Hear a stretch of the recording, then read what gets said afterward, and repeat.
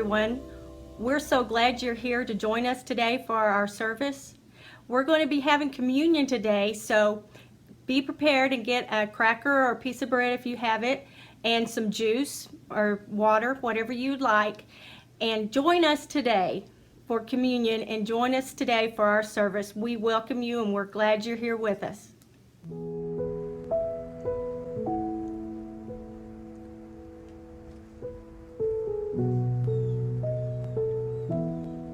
Morning. Night. Oh! There you go.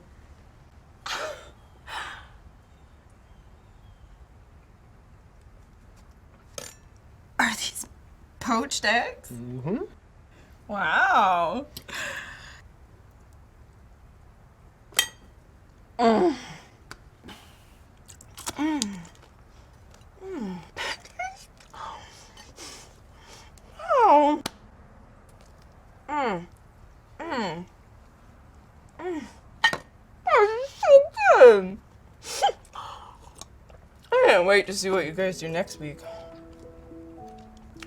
For Mother's Day?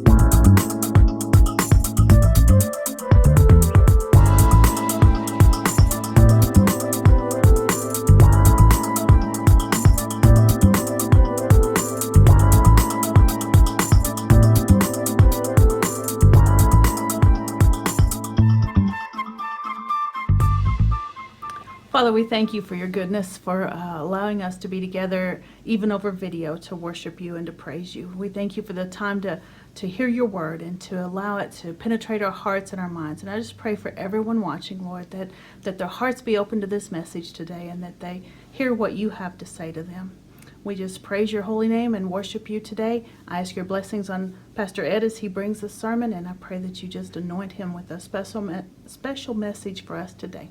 In Jesus' name. Amen.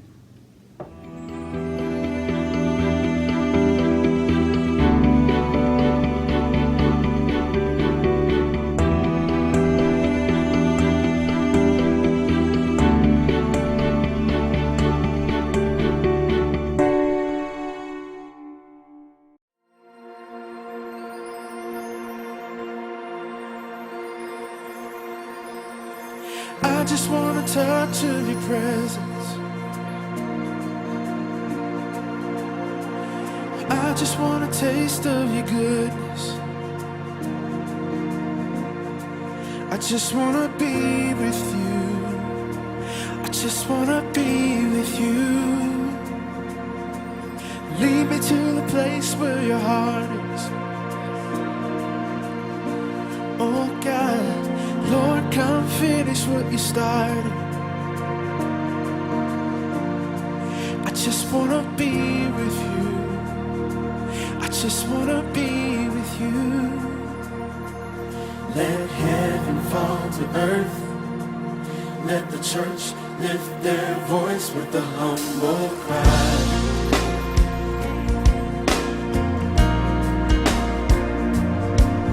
Let the angels and the saints join in harmony as we lift you high. We will sing of your royalty, tell the word of the risen King. I just want to touch of your presence. I just want to taste. I just want a taste of your goodness. I just wanna be with you. I just wanna be with you. Lead me to the place where your heart is. Lord, come fill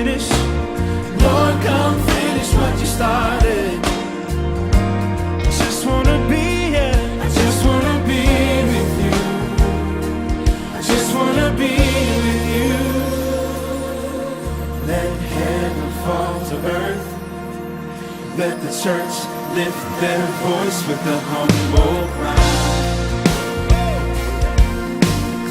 We're here for you, God. Let the angels and the saints join in harmony. Join in harmony as we lift you high. We will sing of your royalty. Tell the world of the risen King. We will sing of your royalty. Yeah. Tell the world of the risen King. I just wanna touch of your presence. I just wanna taste of your goodness. I just wanna taste of your goodness. I just wanna be here. I just wanna be with you. I just wanna be with you. Lead me to the place where your heart is. Lord, come and finish what you started. Lord, come finish what you started. I just wanna be here. I just wanna be with you. I just wanna be with you.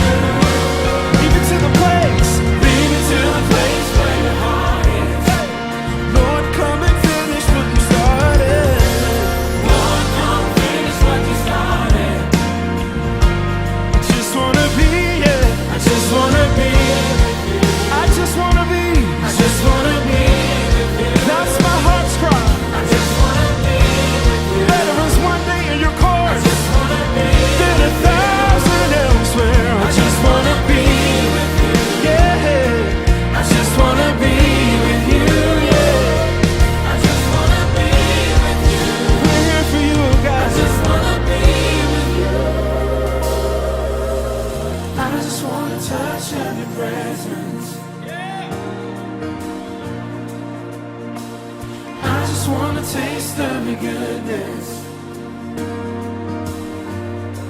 I just wanna be with you. Yeah. I just wanna be with you. Lead me to the place where your heart is. Lord, come and finish what you started. Lord, come finish what you started.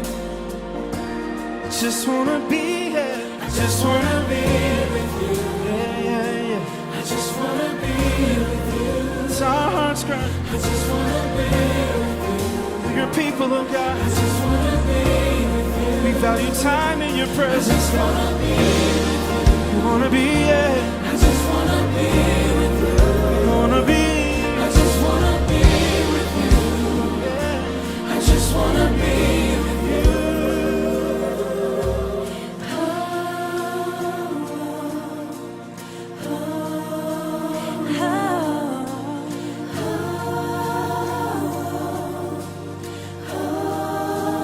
Just wanna be with you. Yeah.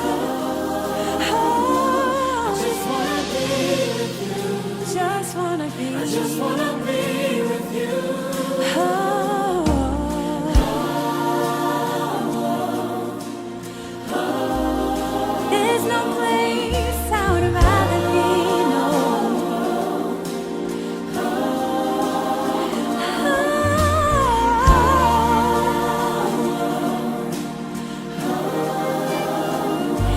just wanna be with you, yeah. I just wanna be with you.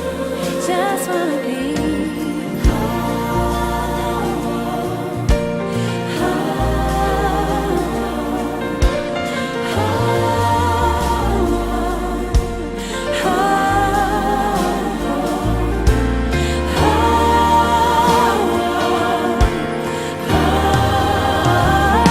I just wanna be with you, yeah. I just wanna be with you, just wanna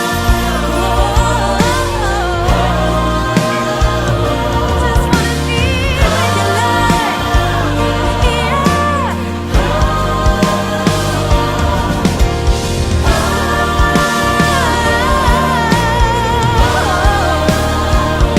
I just wanna be with you. I just wanna be with you. Come on, sing your own song. Sing your own song to the Lord.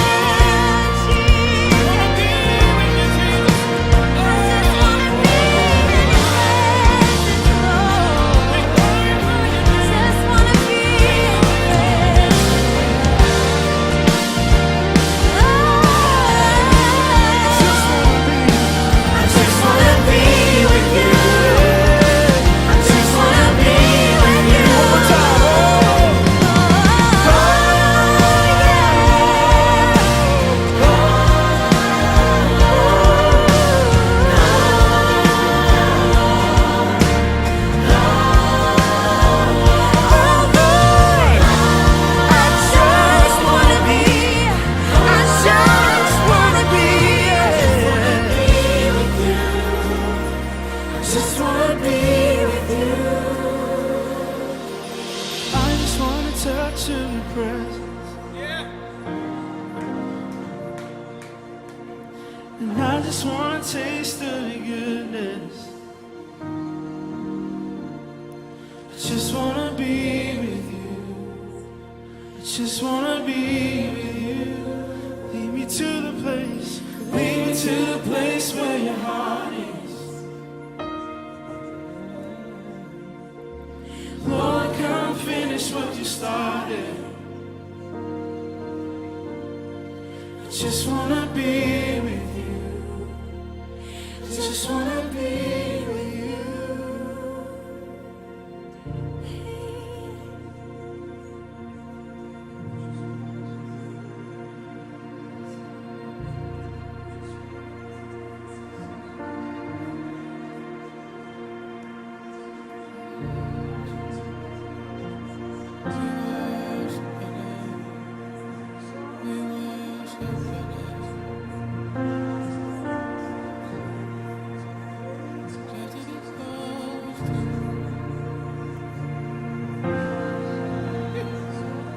Just to be close to you. Just to be close to you, yeah. Just to be close to you. All I want is you. Just to be close. Just to be close to you.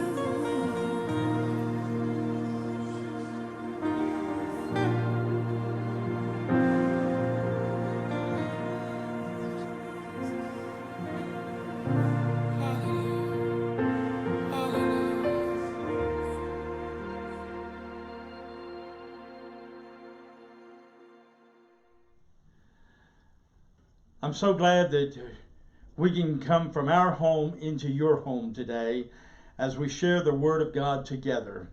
My wife and I have been trying to stay connected with all of our church folks as much as we can, and I trust that we continue to stay connected, and this is one of the ways during this time that we can connect with you and to share the Word of God.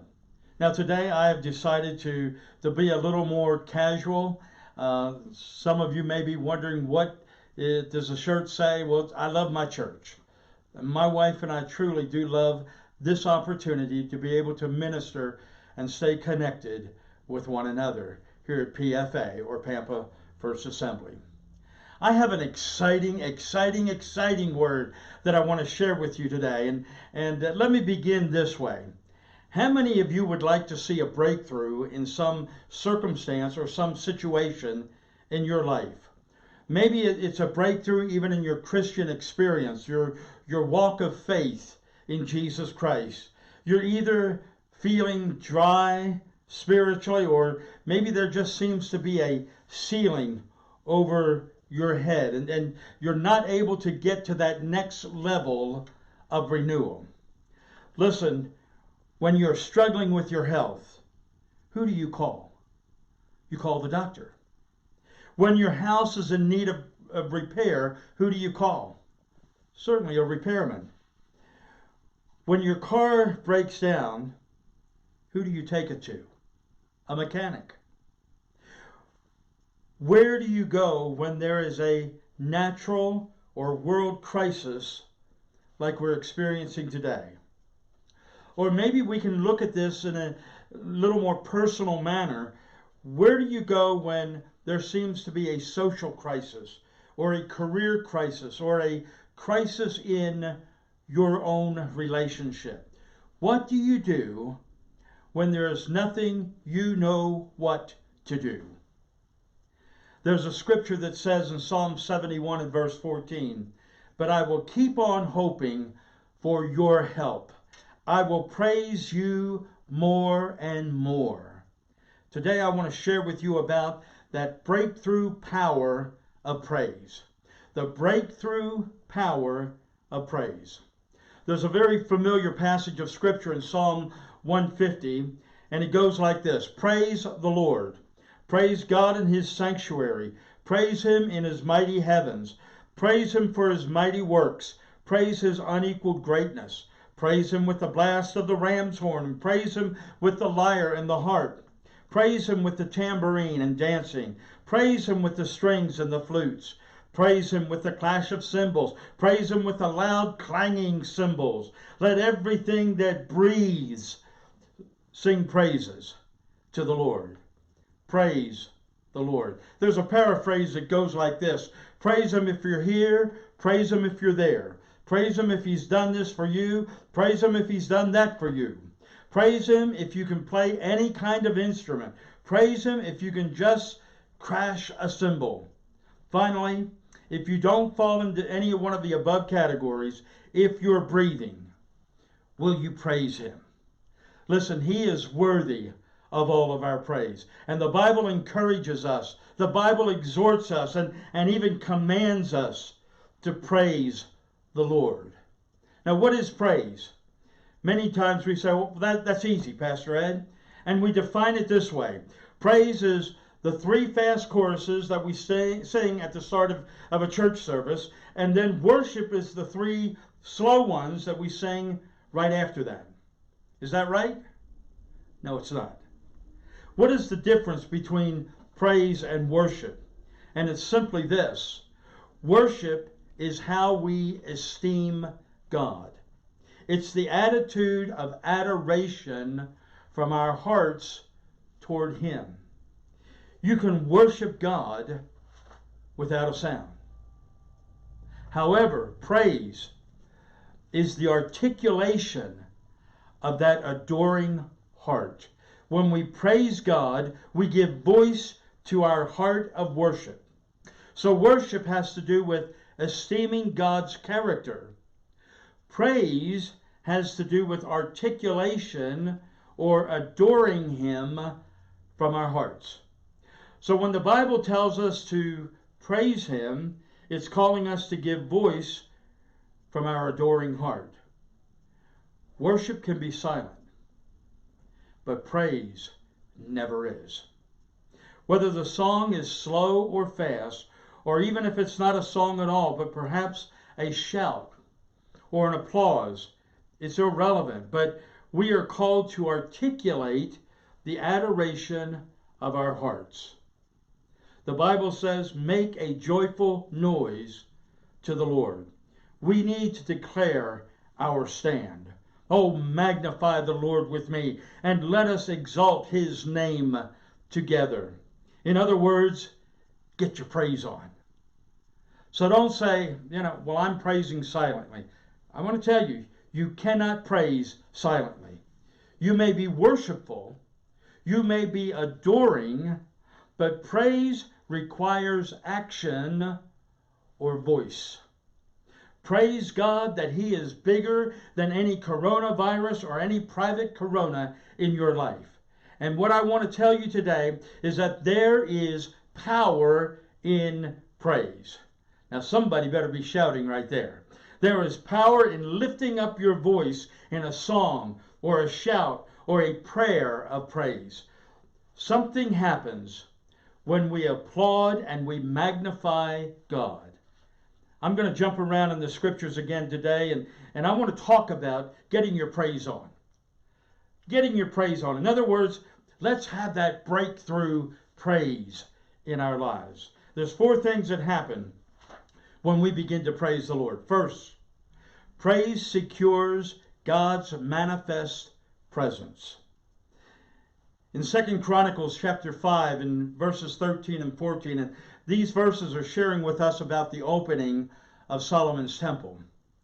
The trumpeters and singers performed together in unison to praise and give thanks to the Lord. Accompanied by trumpets, cymbals, and other instruments, they raised their voices and praised the Lord with these words: He is good, His faithful love endures forever. At that moment, a thick cloud filled the temple of the Lord. The priests could not continue their service because of the cloud, for the glorious presence of the Lord filled the temple of God. When was the last time that you saw the glory of God in such an awesome way that people were simply unable to proceed with the business of doing church stuff?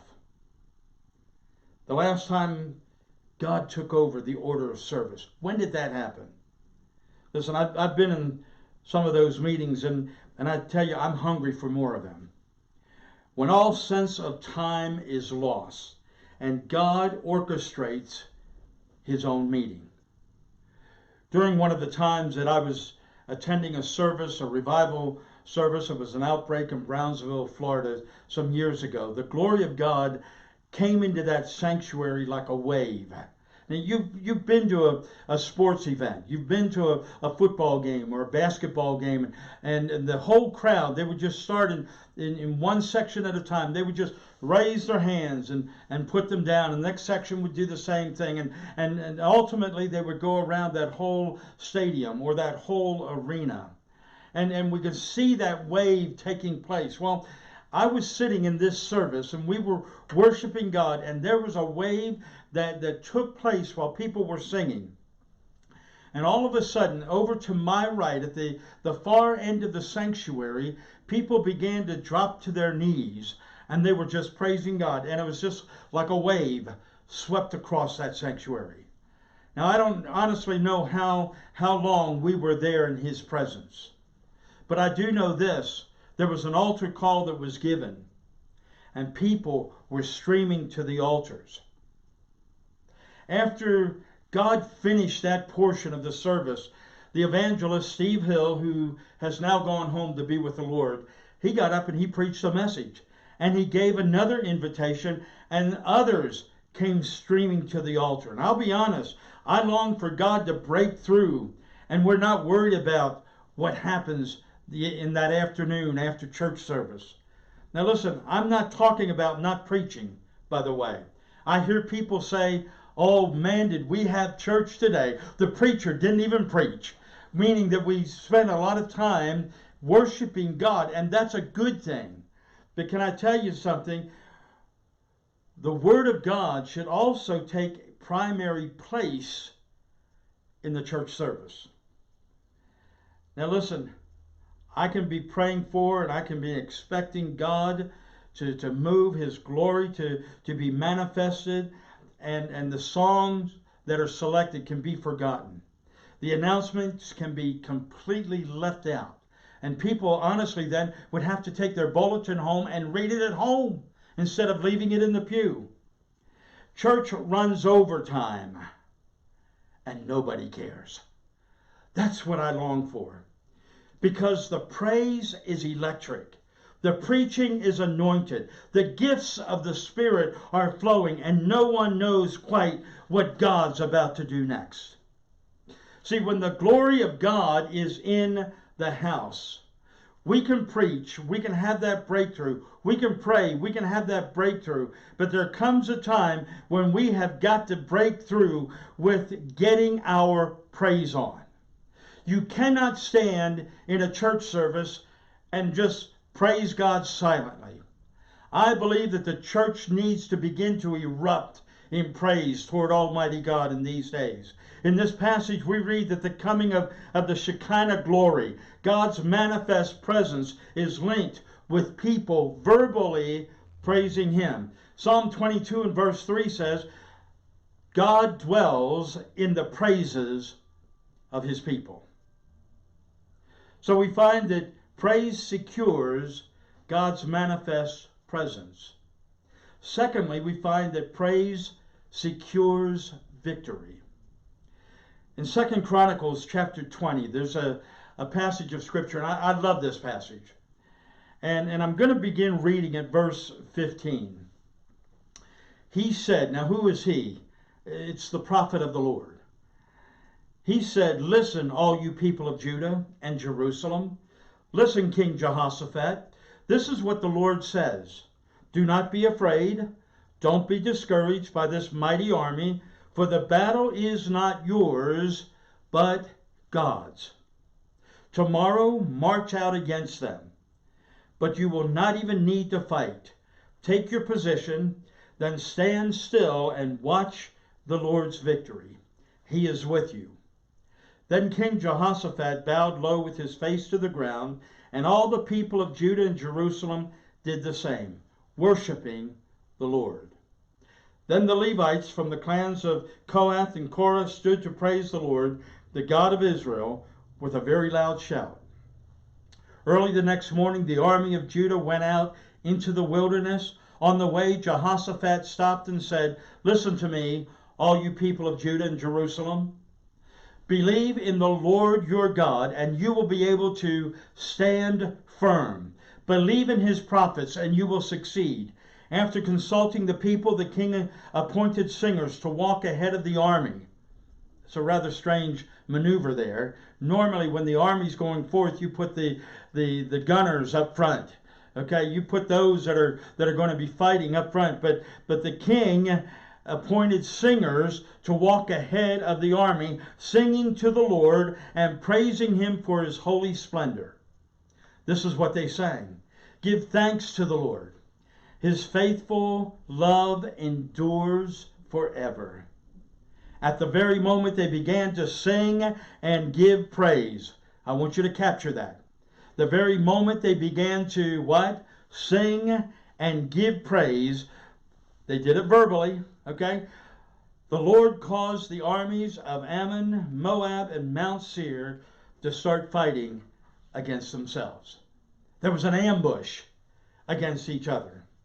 On this occasion, praise became the song of the supernatural. You need a victory in some area of your life? All of us do, amen? There are times my German heritage just likes to take over and I become impatient. I have to go to God and not only pray, but I have to worship. And instead of focusing all the time on the situation at hand, on the mountain that I am staring at, I need to start praising him. Why? Because God inhabits praise. Listen to me, there are steps to take when a crisis hits us from this passage that I just shared. In verse 2, we see a crisis hitting from every direction. Verse 3, King Jehoshaphat became afraid. Verse 3, it says, he looked up, because to look out, he could not find anything to solve the dilemma. Number 4, the people gathered together to seek the Lord's help. And then we find number 5, they fasted and prayed. Now fasting, listen to me, is giving up something physical to gain something spiritual. Can I say that again? Fasting is giving up something physical to gain something spiritual. the spiritual is more important than the physical. So that's why I believe that we as Christians, we need to fast. We need to fast maybe a meal a week, or maybe fast a day a week, or maybe if you have some health conditions and you're not able to fast a meal, maybe there's some things that you can give up for a period of time. You know, maybe social media, maybe it's television, maybe it's something else, but something where you begin to seek the face of God. Now, just giving up those things doesn't make things start to happen in your life. You have got to spend that time in prayer that you would normally spend on social media, or you would spend watching TV, or you would spend eating a meal. The Bible says they fasted and prayed.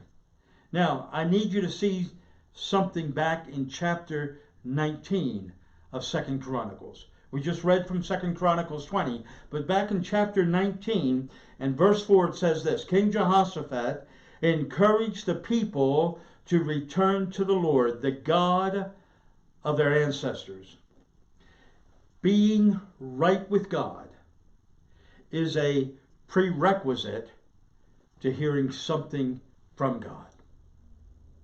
Let me say that again.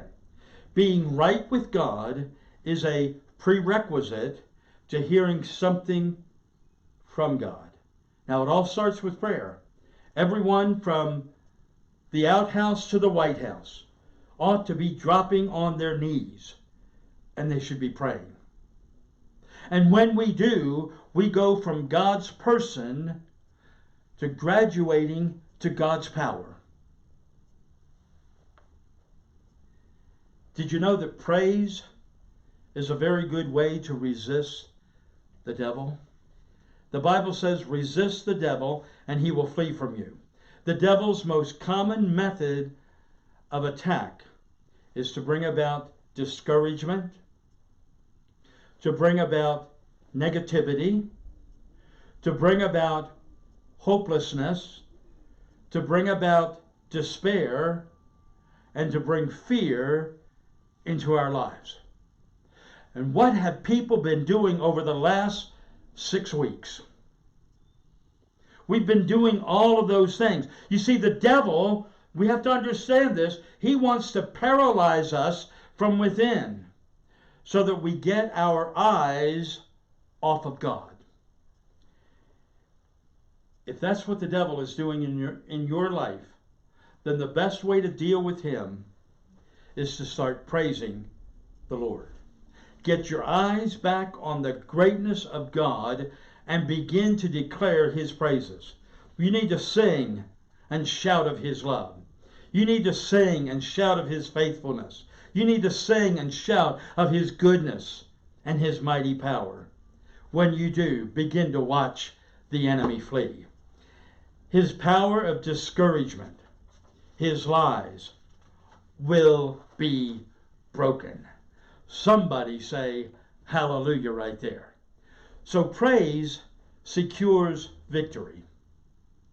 Thirdly, praise secures an unburdening. Praise secures an unburdening. In Isaiah 61 and verse 3, it says this: Who is this who comes from Edom, with his clothing stained red? Who is this in royal robes, marching in his great strength? It is I, the Lord, announcing your salvation. It is I, the Lord, who has the power to save. There are many people today carrying a burden. They're weighted down by a crushing load. You may be living today with a spirit of heaviness. Now, listen, I'm not talking about a demonic spirit right here. That's not what this verse means. It's your spirit that has become heavy. It's a disposition of heaviness. Do you ever see the cartoon character from Little Abner? Everywhere he went, there was a rain cloud over him. You know, when we get into that defeated attitude, that's how we feel.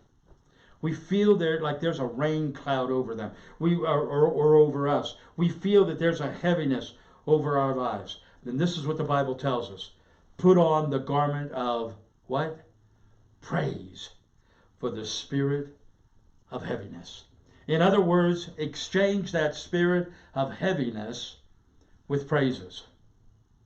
Oh, I've had many times that I felt heavy. I felt downcast. I've had that gnawing in my pit, or the pit of my stomach, because of fear, because of worry, because of stress, because of anxiety. But I've known what it is to have it lift as I've begun to praise. Those are the moments, my friends, to get your praises on. Sometimes in those difficult hours of being burdened with something, praise feels like it's just a sheer act or a will of determination. But David knew that experience. He had to stir himself. Bless the Lord, O my soul, and all that is within me. Bless his holy name. Bless the Lord, O my soul, and all that is within me. Bless his holy name. Bless the Lord, O my soul, and all that's within me. Bless his holy name. Listen, once you start to do that, praise secures an unburdening. You exchange that heavy spirit for a garment of praise. Finally, praise secures release. Praise secures release. In Acts chapter 16, beginning at verse 25, it says, around midnight, Paul and Silas were praying and singing hymns to God, and the other prisoners were listening.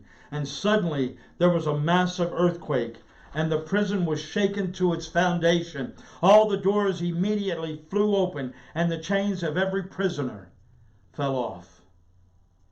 Again, the number one lesson of this story is that the circumstances we find ourselves in ought to be irrelevant in our determination to praise God. Just because there's a weighty circumstance in my life, just because we're experiencing a personal corona in our lives, it doesn't give us the right to not praise God.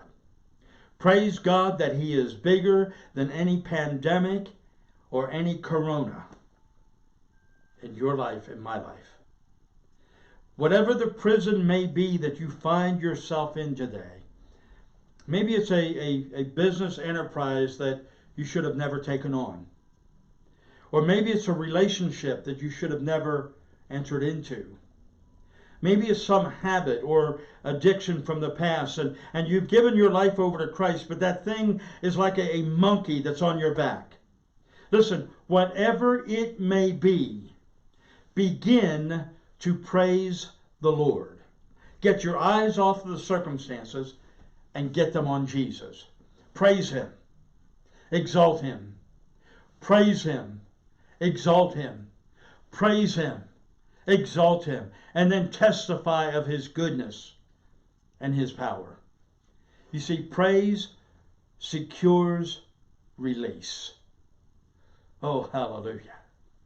I want you to listen to this verse. This is the very reason for the church's being. In 1 Peter chapter 2 and verse 10, once you had no identity as a people. Now you are God's people. Once you received no mercy.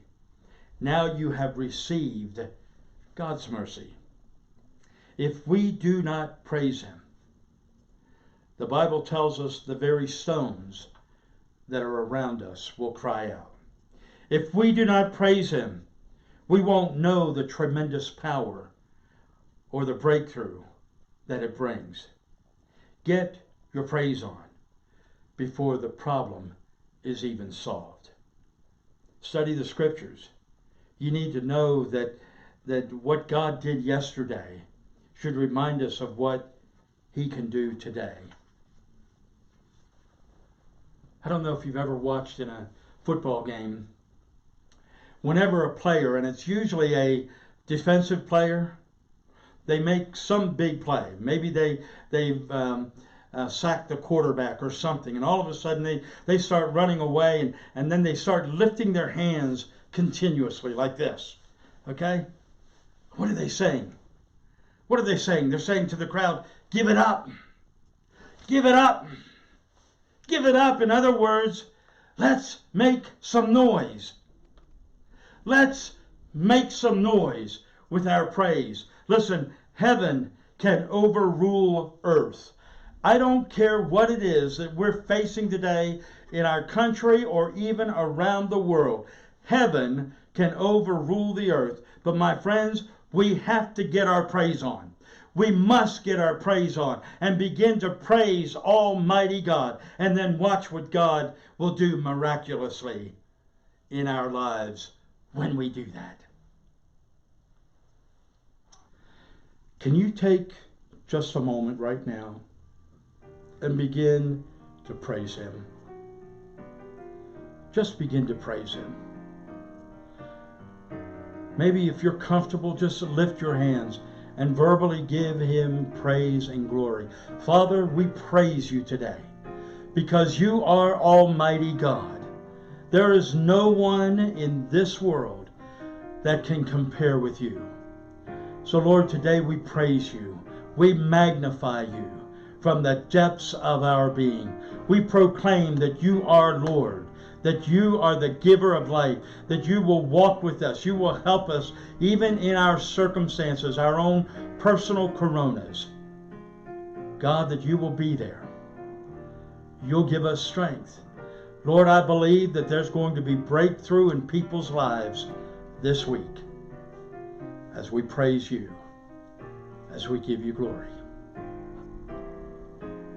I know that this has been a message for Christians, but today maybe you don't know Jesus Christ as your Lord and Savior. You don't have a personal, living relationship with Him. I want to invite you to come to Jesus today. I ask you, if you would, just bow your heads right there and repeat this prayer with me. If you need a Savior, if you need Jesus in your life.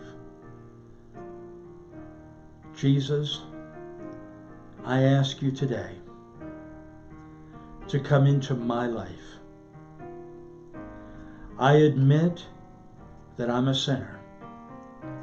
I admit that I have failed You. I admit that I'm not having a personal relationship with You.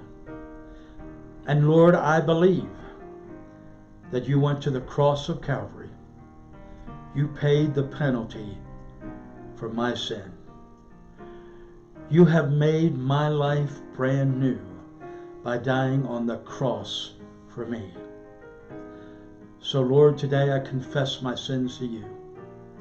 I ask You to come into my life. Would You be my Lord? Would You be my Savior? Would You be my soon-coming King?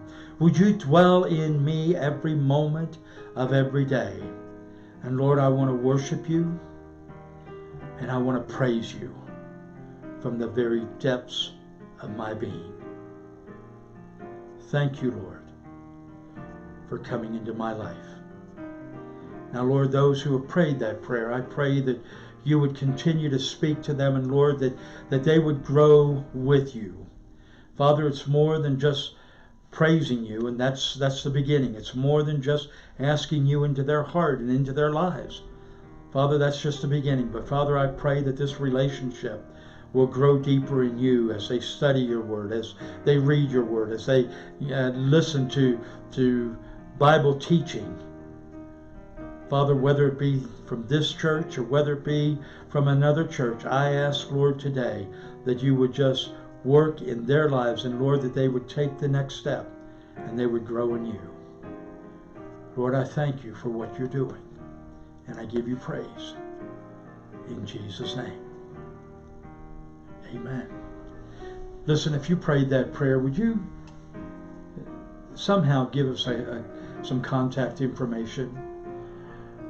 In just a moment, you'll see the address of the church come across the screen, and maybe you can just drop us a letter, or maybe you can go to our website and send us a personal note through that, or you can email me. There's an email address that is on the screen.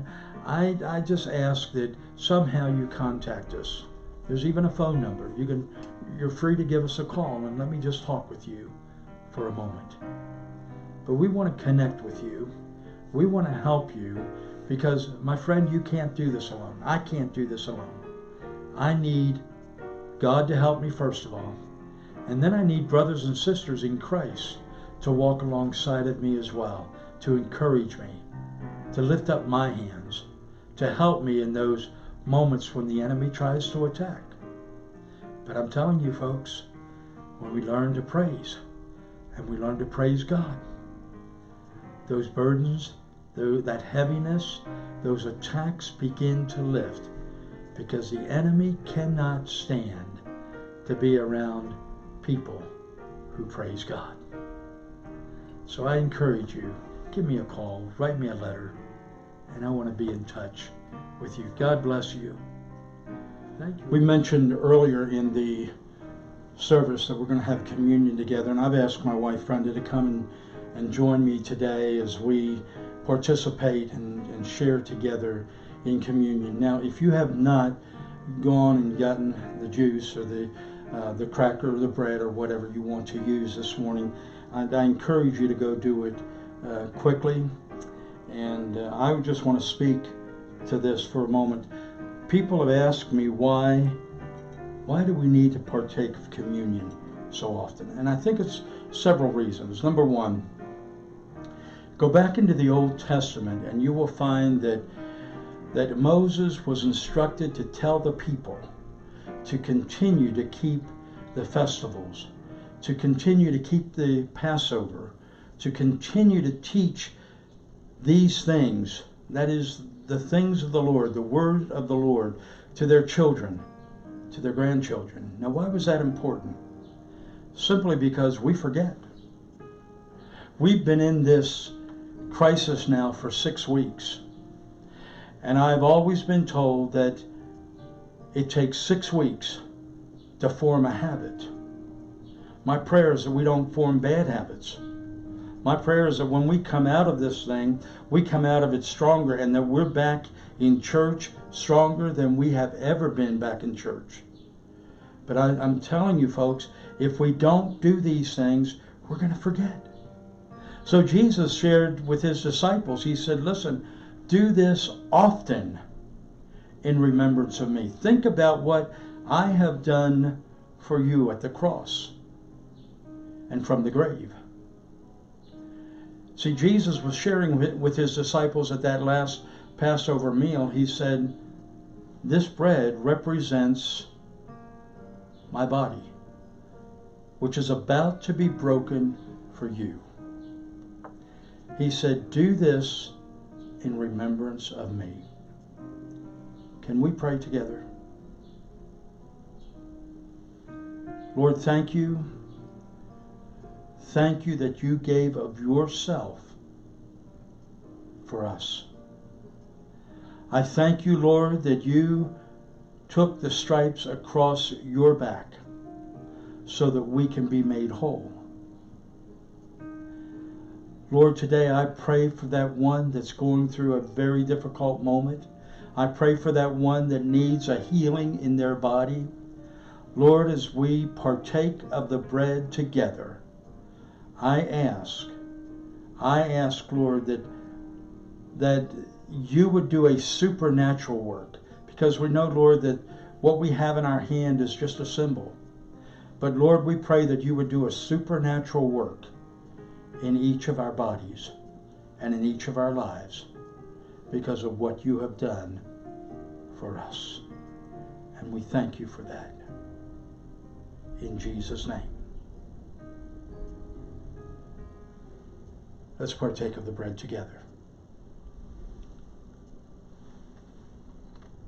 So I'll cherish your rugged cross.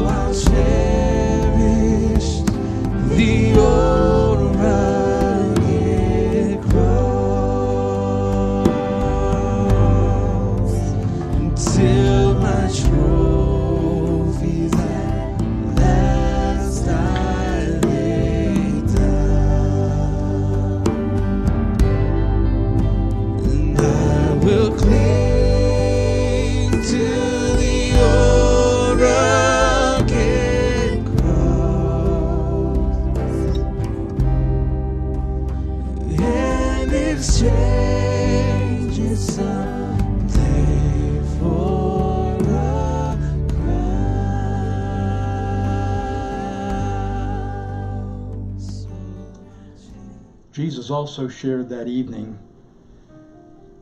about the new covenant, the blood that he was about to shed for us.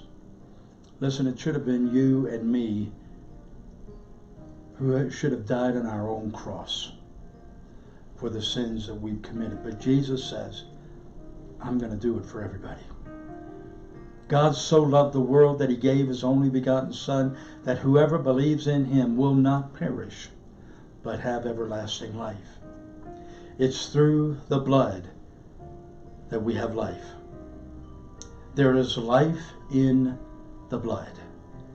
And it's only through the blood of Jesus that we have spiritual life. And for that we say thank you. So let's pray together. Lord, we thank you again that you have given yourself for us, and the blood that you shed on Calvary, on that cross, cried out to every one of us, I love you. I love you. And Lord, we know that that blood was so powerful that it washes away all of our sins. And Lord, that we are made clean, that our lives become clean and white as snow. So Lord, today we say thank you, and we give you praise in Jesus' name. Let's partake of the cup together. The blood of Jesus. Oh, the blood of Jesus. Oh, the blood of Jesus. It washes white as snow. And oh, the blood of Jesus. Oh, the blood of Jesus. Oh, the blood of Jesus. He washes white as snow. Oh, the blood of Jesus. Oh, the blood of Jesus. Oh, the blood of Jesus.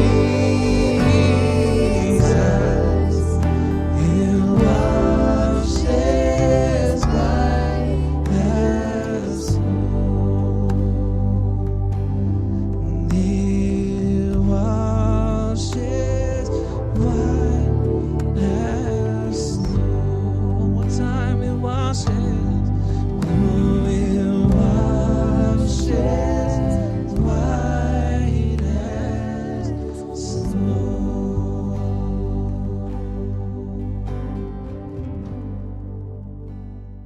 Lord, we thank you. We thank you for all that you have accomplished in our lives. Now, Lord, we ask that you would go with us throughout this week. Go before us, go behind us, go on either side of us, and Lord, I pray that there would be a hedge of protection about every life. And Lord, in the midst of that hedge, Lord, may we praise you because of who you are. And we thank you for it. In Jesus' name. Amen. May God richly bless you.